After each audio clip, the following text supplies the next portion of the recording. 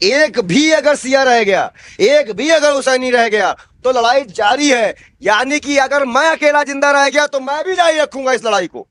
Yazid के सामने sir नहीं झुकाया जाए। मजलूमों में जुल्म हो रहा था तो हम आराम से सो रहे थे, सबके मुंह पे हम थूकते हैं, इन सबके मुंह पे थूकते हैं और इनको हम मुसलमान मानते ही नहीं है, नहीं मानते इनको मुसलमान हम। किसी के घर में शहादत हो गई है, किसी का जनाजा जा रहा है, आप बम गिरा रहे हो। ये तरीका है, ये युद्ध नियम है के तरीके हैं क्या? क्या कर रहा है जीवन? हमने देखा मंचों से आप दहाड़ते हैं, वो कैसे हो सकता है? देखिए होता क्या है, जो सच्चा आदमी होता है वो दहाड़ता ही है। हम अनपढ़ जाहिल तो है नहीं है कि बुलडोजर चल जाएगा भारत में। आए क्या चला लोगे बुलडोजर? किराए का मकान चला दो बुलडोजर।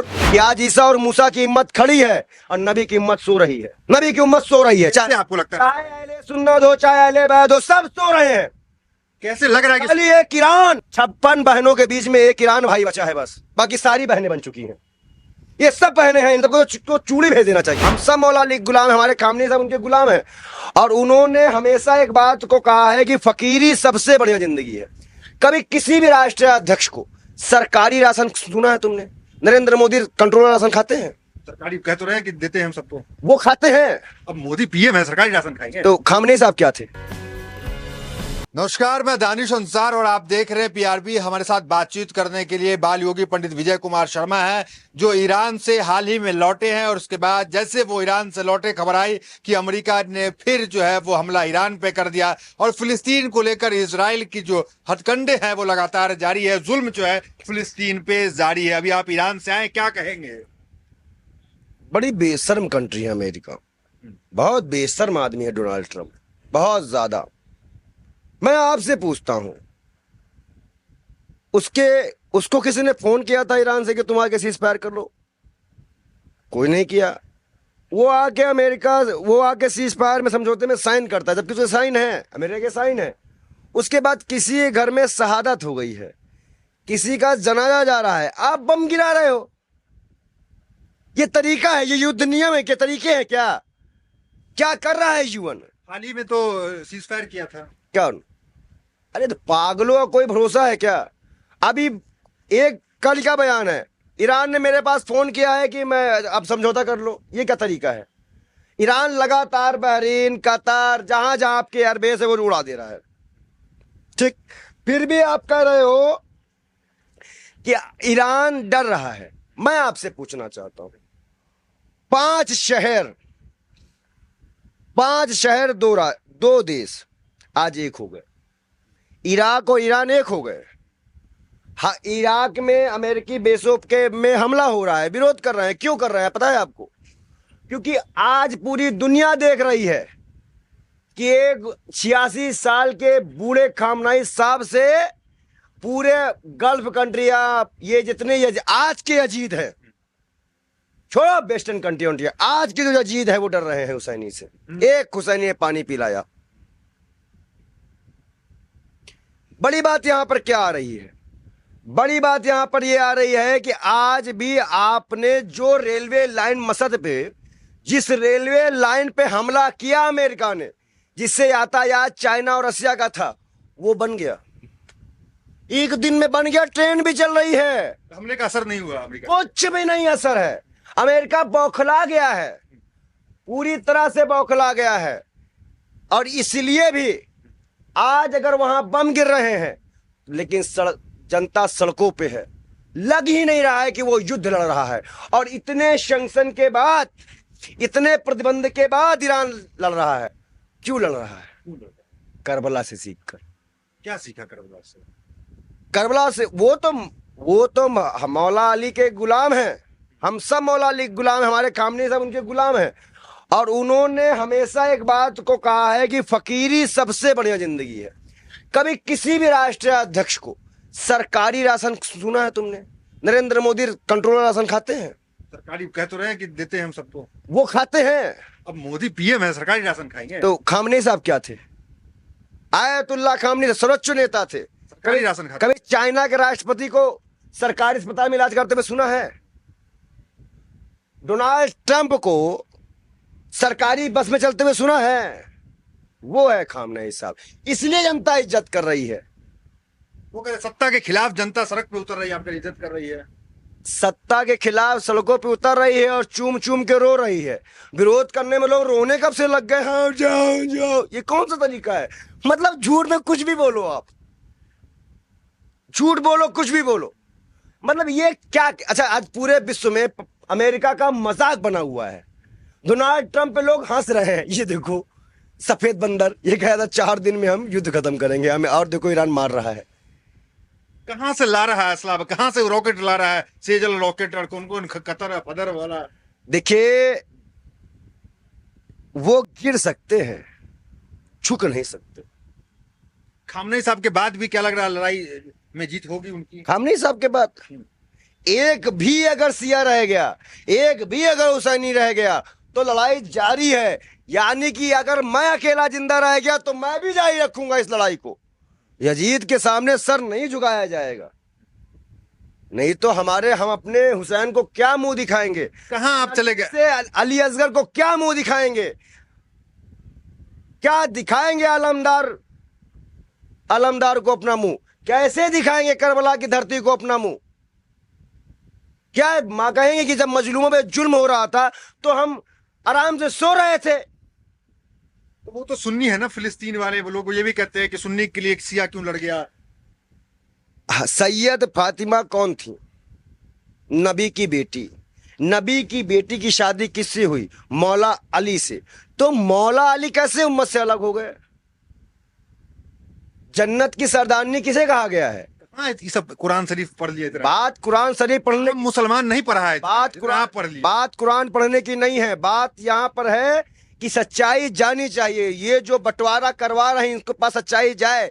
ये बैठ के सोने के सिंहासनों में बैठ के जो बयान दे रहे हो वो हुसैनी नहीं है।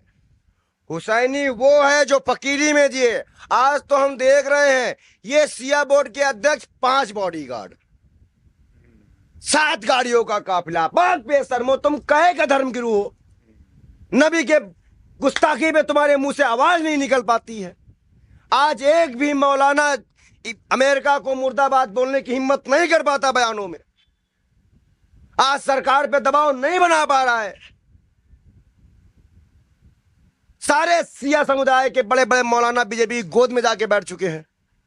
ये बहुत बड़ी बात आप कह रहे हैं। गोद में जाके बैठे हुए, नाराज हो जाएंगे। बिल्कुल गोद में जाके बैठे हुए। नाराज होने दो, जो देखूंगा वो बोलूंगा, डरूंगा नहीं। यह समुदाय के मौलाना भाजपा के गोद में आप बिल्कुल बैठे हैं, भारत के बिल्कुल बैठे हैं, पूरी तरह से बैठ चुके हैं। आपको नहीं लगता यहाँ के शिया में वो खामनेई वाला तेवर है? कहाँ ये तेवर दिख रहा है आपको? ये तेवर है। अभी अभी अभी नबी के खिलाफ बयानबाजी हुई है। सिया सुन्नी छोड़िए, एक आदमी नहीं बोलने निकला है कोई। जो बड़े बड़े मौलाना बैठे, एक आदमी नहीं। ये जो मदनी साहब हैं, अरशद मदनी साहब, ये बोले। बुखारी साहब, जो सारे मीडिया वालों को, ये दलालों को, ये नफरती लोगों को बिरयानी और डोसा खिलाने के लिए जहां मस्जिद बुलवाते हैं, कभी हमें बुलवाए हैं क्या? रजत शर्मा गए थे, आप नहीं गए? क्यों? हमें बुलाया ही नहीं गया, क्योंकि वो उनको देश, अब उनको आरएसएस से जुड़े हैं। उनको इस्लाम से प्यार नहीं है, उनको अपने बेटे की कुर्सी से प्यार है। उनको अपने कुर्सी से प्यार है। और इन सब के मुंह पे हम थूकते हैं, इन सब के मुंह पे थूकते हैं। और इनको हम मुसलमान मानते ही नहीं है, नहीं मानते इनको मुसलमान, हम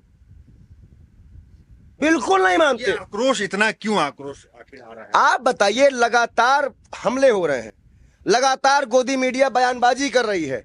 अभी एक सवाल अंजना ओम कश्यप कर रही हैं, कैसे उनके बेटे जो कि वो आयतुल्ला नहीं थे और वो जो है खामनेई साहब के बाद बन गए। आपको इतना इंटरेस्ट क्यों है ईरान के सत्ता पे? और अगर आपको इंटरेस्ट है तो किस व्हाट्सएप पे लिख के आया अंजना ओम कश्यप के पास कि वो आयतुल्ला नहीं है? और अगर वो आयतुल्ला नहीं होते तो ईरान की पब्लिक ने सवाल क्यों नहीं किया? मतलब ये वहां की जनता भी बन गई है, मजिस्ट्रेट भी बन गई है, जज भी बन गई है, लेकिन अपने यहाँ के पीएम से नहीं पूछा जा रहा है कि पेपर लीक कैसे हो जा रहा है। अपने यहाँ के प्रधानमंत्री से नहीं पूछा कि चोरी कैसे हो गई, चंदा चोरी कैसे हो गई। कैसे देख रहे हैं जो फिलिस्तीन पे लगातार हमले हो रहे हैं, इजराइल अभी भी नहीं रुक रहा है, इतनी बात के बाद भी क्या कहेंगे उस पर? आप कैसे देखते हैं? बच्चों की मौत हो रही है वहां पर। 11,000 लोग जो है वो इजराइल के कब्जे में है, जिसमें से 1500 से ज्यादा बच्चे हैं, मासूम बच्चे, और उतना ही महिलाएं हैं। और मैंने देखा कि उनको ऐसे ले जाया जा रहा है, रस्सियों में बांध कर पानी ऐसे फेंका जा रहा है, वो पानी मांग रहे हैं, रो रहे हैं, लेकिन पूरा विश्व सो रहा है। कैसे नींद आती है? सऊदी भी सो रहा है। कैसे प्रिंस सलमान को नींद आ जा रही है? कैसे कुवैत के बादशाह को नींद आ जा रही है? मैंने एक स्टेटमेंट दिया क्या था? मैंने स्टेटमेंट दिया था कि थूकना चाहिए सऊदी वालों पर। बहुत से मुसलमान भड़क गए, उन्होंने कहा सऊदी को आपने कह दिया। मैंने कहा सऊदी को कहने की हिम्मत तो मेरे पूरे, मैं तो कह ही नहीं सकता, लेकिन सऊदी वालों को तो कह सकता हूं ना कि जिन्होंने नबी की बेटी को जगह नहीं दी, एक तिरपाल नहीं दिया है, वो इस्लाम की बात करने आ गए हैं सर। जैद बकीर का नाम आपने सुना होगा, जहां पे सैयद फातिमा की कब्र है 10 मक्का के सामने, है छत वहां पर दी गई इज्जत, जहां कितने इमाम दफन है, जहां सबसे पाक माना जाता है। तो किसकी बात की जा रहे हैं आप? उस पे सलमान की, जो मक्के की चादर चली गई एस्टेट फाइल में और वो कुछ ना कर पाए। ऐसे लोगों को हम विश्वास कर लें? वो कराम थे 1975 में जो आए थे सऊदी के बादशाह, उन्होंने आग दिखाए थे, पेट्रोल तक बंद कर दिया। बादशाह की बात कर रहे हैं जो इससे इनके पूर्वज थे जो 1975 में थे, उन्होंने जो है आग दिखाया था अमेरिका को। लेकिन इतनी लंबी लड़ाई ईरान के अलावा कोई नहीं लड़ पाया जितनी लंबी लड़ाई अमेरिका से आज लड़ी जा रही। ईरान से होकर के आए हैं, क्या जज्बा देख रहे हैं? क्या वहां पे क्या लग रहा है कि रिजीम चेंज होगा? ऐसा वहां पे कुछ दिखा आपको? कोई रिजीम का कामयाब होगा? कोई रिजीम नहीं चेंज होगा। इजराइल नक्शे से गायब होगा। इजराइल नक्शे से गायब होगा। भारत के जो कट्टर देशभक्त हैं, हिंदू संत हैं, उनका तो इजराइल को समर्थन है। गाय खाने वालों का समर्थन हम नहीं करते। उनको अपना बाप बनाना बना ले, इजराइल का समर्थन नहीं करते। गाय खा के क्यों करेंगे? ईरान में मंदिर है, इजराइल में है, 1.5 लाख से ज्यादा हिंदू है वहां पे। ये बड़ी बात कह रहे थे। है मंदिर वहां पे। जो हमें आस्था, हमारी आस्था को सम्मान देगा, जो हमारी चीजों का सम्मान देगा, जाके इजराइल में मोदी जी मंदिर क्यों नहीं बनाया? अपने फादर ने बनाया है मंदिर। ईरान में आपने मंदिर क्यों जाके कतर मंदिर बनाया आपने? आप फादरलाल ने मंदिर क्यों नहीं बना पाए? और अगर नरेंद्र मोदी जिस दिन मंदिर बनवा दे, मैं मान जाऊं। इजराइल में मंदिर नहीं बना पाए, अभी नहीं बना पाएंगे। जिंदगी में अगर बन जाए तो बताओ। नेतन्याहू प्रेम करते हैं तो भी नहीं बना सकते। नेतन्याहू का अब्बा भी आ जाए तो नहीं बना पाएगा। उसका बाप कब्र से निकल के नहीं बना पाएगा मंदिर वहां पे। लेकिन मुस्लिम कंट्रियां तो बनवा रही है ना, क्योंकि ये लोग मूर्ति पूजा का विरोध करते हैं। अब आज फिर मैं वो बात दोहरा रहा हूं कि आज ईसा और मूसा की हिम्मत खड़ी है और नबी की हिम्मत सो रही है।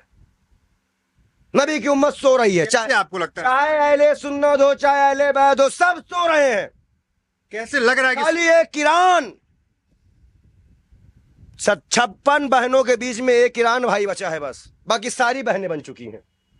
ये सब बहनें हैं, इन सबको तो चूड़ी भेज देना चाहिए। इन सारे बादशाह आए थे, सऊदी के बादशाह आए, सब लोग आए थे, डेलीगेशन आए थे, तो देखा ही। वहां सर झुका के कुछ नहीं मिलने वाला आपको। आप तब भी थूके जा रहे थे, आज अब भी थूके जा रहे हो। कतर वालों, ओमान वालों, थूके जाओगे तुम। ये अपना एयरबेस दे रहे हैं, ये अपना एयरबेस दे रहे हैं ईरान पे हमला करने के लिए। किन मुसलमानों को बहला रहे हो? बड़ी श्रद्धा थी तुम्हारी, बड़ी इज्जत थी बादशाहों, बड़ी इज्जत थी कि सऊदी के बादशाह हैं, हमारे हुजूर साहब के विरासत को संभाल रहे हैं। ये मक्के की कमाई खाने वाले दलाल बेशरम लोग